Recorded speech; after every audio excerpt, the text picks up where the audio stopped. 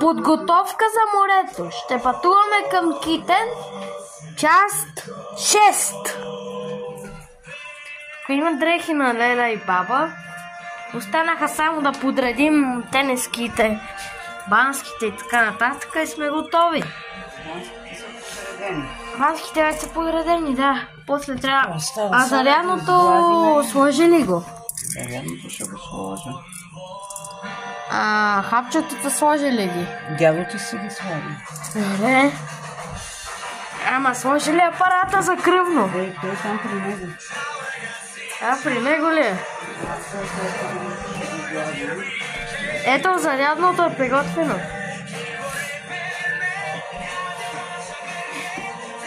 Бабенко. Това е много як кадър, защото скоро време като дойдат. Бабо, приготвям ти го. Това е букука ли? Добре. Това са дрехите за сега, не са за морето. Какво се усили? Да, аре да те валим. Чакай, волк. Не, това само се такова. Готови сме почти.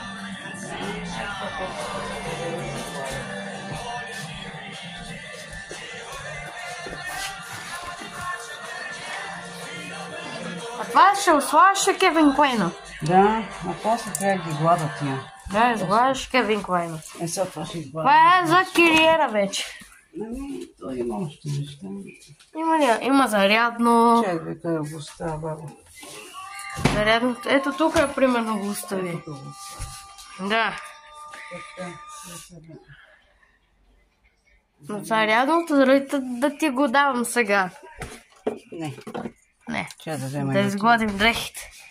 Само това сега ще гладим, другото после ще го гладим. Сега ще гризам да се... Тук е да се... Кое да гладиш? Приготвиш да гладиш? Само и това са да изглада, че с него ще ползвам. Само тези ли да изгладиш? Да. Добре. Само тези дрехи.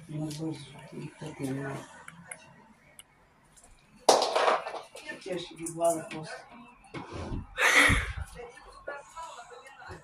Лирили толарила. Лирили толарила. Айде го ти. Свършва клипа.